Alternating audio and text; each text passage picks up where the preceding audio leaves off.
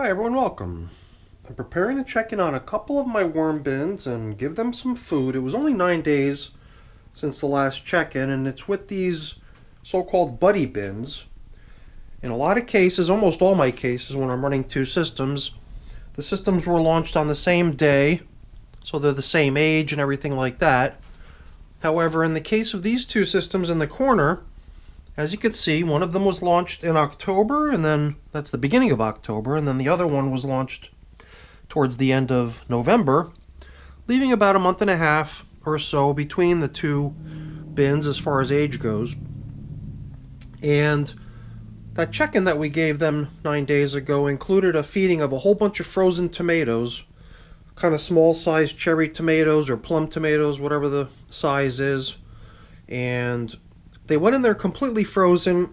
My suspicion is that they're probably still within their skin, and I bet you many of them have not even been touched, because if the worms don't sense something to eat there, they're going to just slide right by it.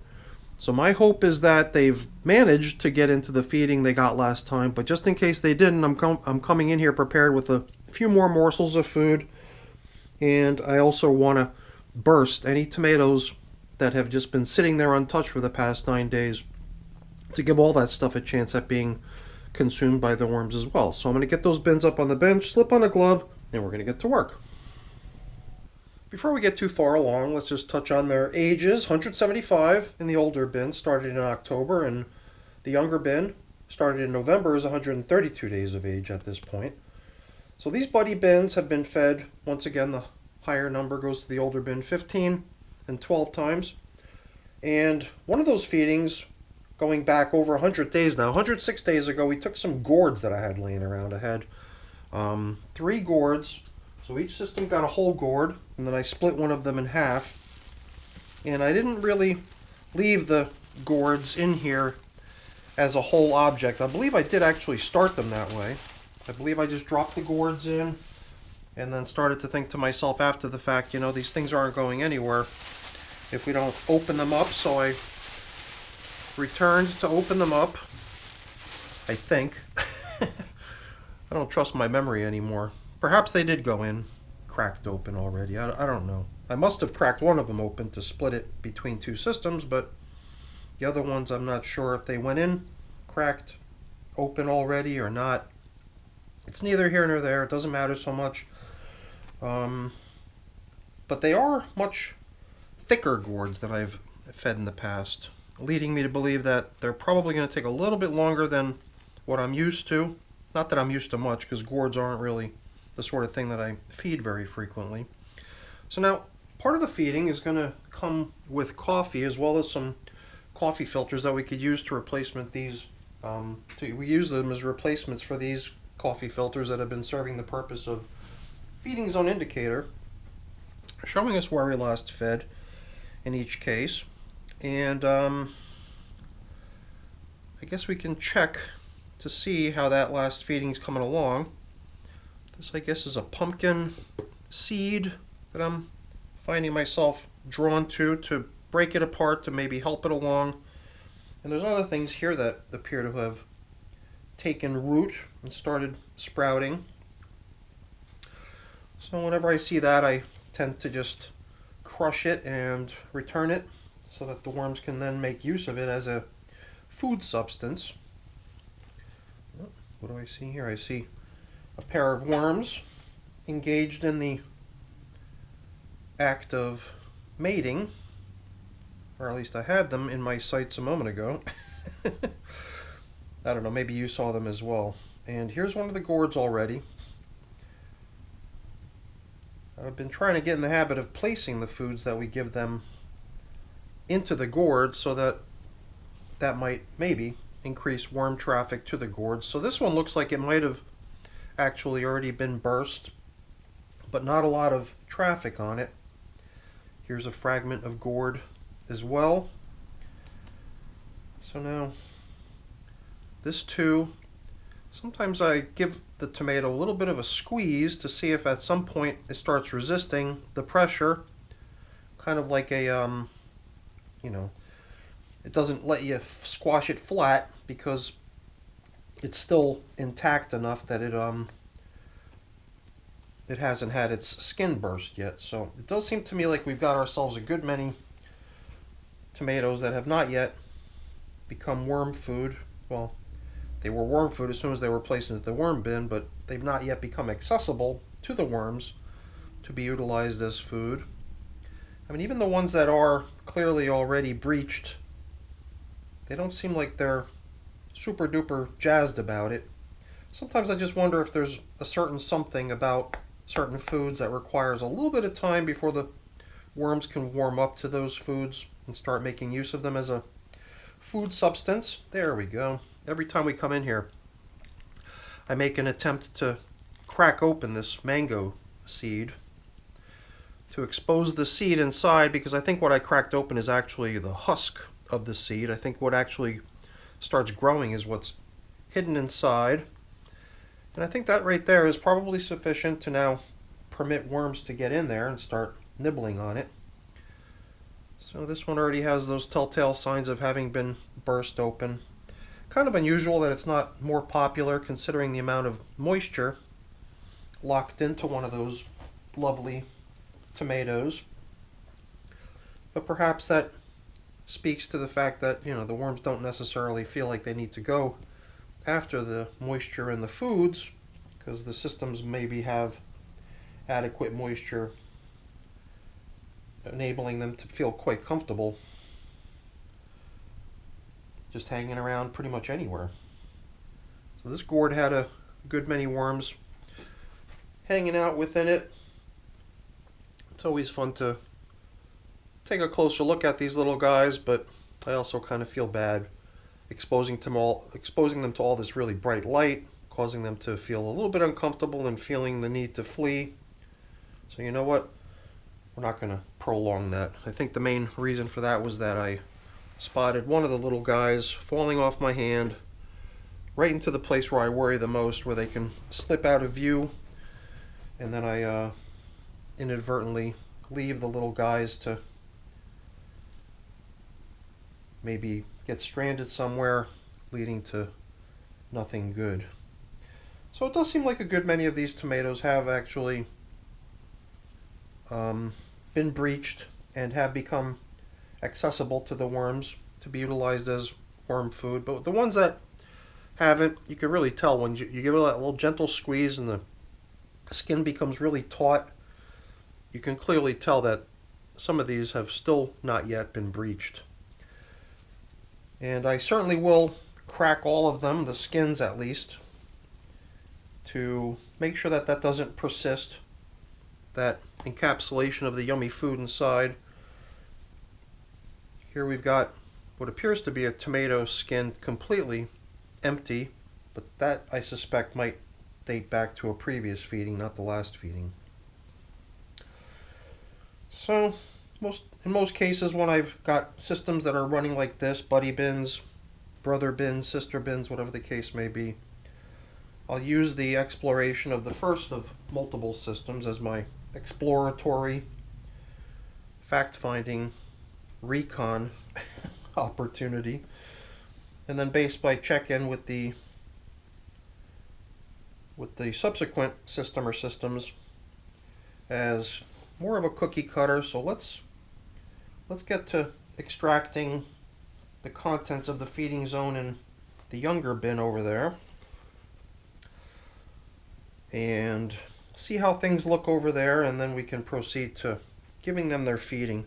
I'm trying to gauge whether or not I want to add much bedding. I mean, I definitely want to add some bedding one way or another. They're going to get some bedding with this feeding, but in a number of cases I've really started to get that sense that I'm nearing capacity. And a lot of times, I mean, look over here. The amount that I've piled up is already almost at the level of the rim of the container. Oh my goodness. All right, I'm sorry. I cannot resist. So let's just hope we don't see too many of these little guys squirming off my hand and falling onto the crack between the bins, because then I would just feel compelled to interrupt the the time-lapse fast-forward playback. Oh, that's a mouthful. But we'll check these little guys out for a moment and see how they're looking, and then we'll proceed with getting the feedings in here.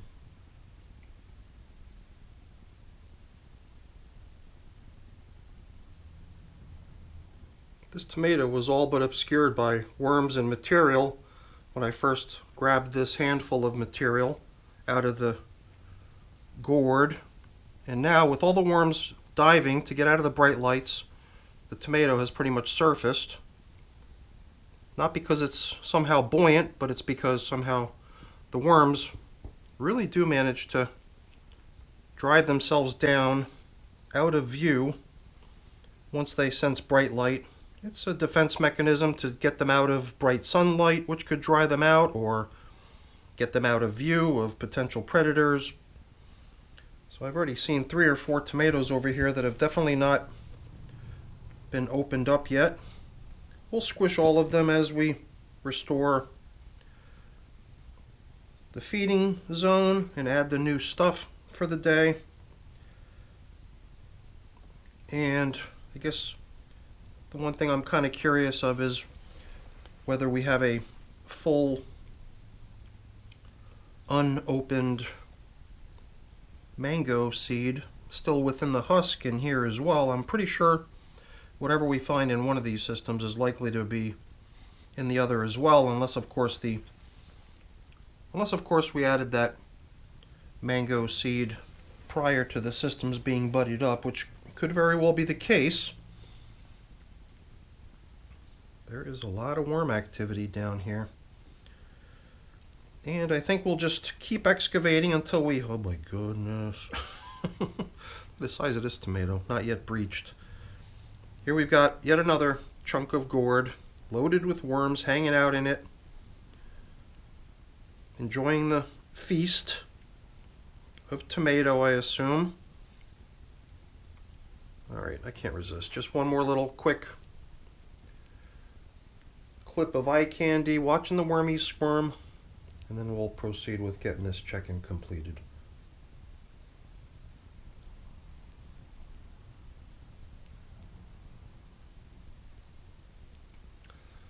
Now, there was one wormy who fell off, but didn't end up on this gap between the bins, so I didn't worry too much about that little guy.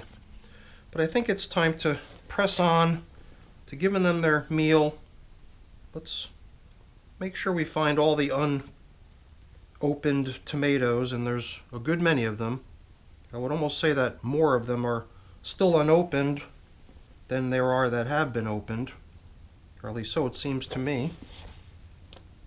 And so far I've not bumped into a mango seed. I mean, I don't have the entire history memorized in all of my systems. There could be one floating around in here, but so far we've not encountered it. And if there was one in here, we probably would have bumped into it by now. So maybe it's one of those items that was placed into the older system prior to the buddying up of the bins. So I think we've adequately I think I just burst this one because it made like a little bit of a bursting sound as I pressed up against it. I didn't even know I was doing it until I heard it first and then probed down to grab it. But I think we're all set to go. I think the application of bedding today is going to consist of me just sprinkling a little bit of leafy top cover in at the end, because I don't want to do what I've done in a few of my other systems. I've been getting that sense that I've kind of worked my way to the point where I'm running out of the room that I like to reserve for myself to work. So I want to kind of get ahead of that and not have to get to the realization later in the game that, hey, you know, maybe I should have taken a more conservative approach to applying bedding before I let myself run out of space to add more. Ooh. Balloon pop. So now we're going to have like a nice, ooh, a nice juicy pile of tomato juice floating around over here, which is almost certain to get the attention of the worms now. Even if there is something about this stuff that gets the worms put off a little bit, I think they'll be inclined to overcome their hesitation to get at some of that lovely moisture. And I guess it also just seems like a fun thing to try to place little catch basins underneath, so that all that moisture can sort of sit there in the gourds and become such that the worms come in there for it. So now I'm just sort of randomly pushing here and there to see if I break any more, and I think we might have managed to burst all of them. And now I think we can come in with today's feeding. So we've got a frozen banana peel, which in itself is probably going to become a fairly popular spot for the worms to hang out in. And even a little piece of bread, which we can throw in. And after that is the coffee, and that pretty much makes up their feeding. This will be our replacement feeding zone indicator for the older bin. This right here will be the feeding zone indicator for the younger bin. And now I think we can start thinking about getting these systems covered back up. A little bit of grit never hurts. And I want to put this in plain view because I did notice a few flying insects, and what that is some ground up mosquito dunks, which I use to try to control flying insect populations in my systems. And I did notice a few flying insects crawling around on the plastic covers, and even while I was working I noticed a couple buzzing around my face. So the mosquito dunks seems to work not only for mosquitoes, as the name brand would suggest, but luckily also works pretty good at controlling the flying insects that tend to hang out in worm bins sometimes. So let's keep that handy, and let's remain conscious of the fact that we want to make sure we give them some of that as well. Here's a piece of paper that could have also gone down into the feeding zone as supplementary bedding. I'm definitely feeling a good bit of moisture over here in the younger system, and I believe I've already done this once in the past, and I think we'll probably do it again today. I've been using the two covers strategically because it does seem like if we take the plastic bag, which is what was covering this system, we've got much better coverage going edge to edge versus the bubble wrap that was covering things here, which has a tendency to allow moisture to escape and evaporate away. So I think on one occasion already we might have noticed that moisture was getting perhaps a little bit higher in the older system, so we put the slightly smaller bubble wrap on to permit some escape of moisture around the edges. And now I feel like we might have swung a little bit in the other direction now, so I'd like to see if we can try to promote drying over here in the younger system, and conversely try to use the plastic bag to help lock in moisture in the younger system, in the older system. And man, oh man, does this system have a lot of worms. I believe that this is quite possibly the most heavily populated worm bin I have. If memory serves me correctly, I think we have something in excess of 4,000 worms living over here in the younger bin. So before we get things covered up, I'm going to apply some mosquito dunks BTI, and apologies for that background noise. My furnace just kicked on. Normally I'll close the doors to the wormery just in case it kicks on to keep the noise out, but kind of spaced out and forgot to do that today. Now the leafy matter that I have here in this box, I don't want to go overboard. I just want to get a little bit sprinkled out here on the top, just so we could kind of feel like we've given them more than just a coffee filter as bedding. And this bedding, I guess, once the moisture under the plastic starts recirculating, it'll get damp. The worms will definitely enjoy having it around. And the next time we're in here, we'll blend it all in, further enhancing the environment. So as you can see, the bubble wrap does allow for a little bit of drying on the edges, which is kind of what I'm hoping for here. So the whole idea here was to swap, right? So this one will come over here. And I'm glad that I kind of got into explaining that, because I could have just spaced out and totally not done what we were intending to do there. So perhaps there is a benefit to having someone to whom you're speaking, even though there's no person in the room. In a way, I do feel like I'm speaking to all the viewers while I'm preparing these videos. Kind of makes it fun. So I could definitely see signs of flying insects hanging out on the plastic covers here. Hopefully what we've done by adding the mosquito dunks will be sufficient to keep that under control, at least here in this system. More flying insects. So let's get these systems back up on the bench, let them get back to work. For me, I've got a few things to take care of, getting cleaned up, put away. But I'm not going to waste your time with that. That's boring. Before I go really quick, let me just say thank you. Thank you so much for watching. Hopefully you enjoyed the video. If you did, as always, please don't forget to leave me a quick thumbs up before you go. That's always really appreciated. And if you haven't done so already, please also consider subscribing to the channel. That's very much appreciated as well. All right, everyone. Thanks for watching. Have a great day. Bye now.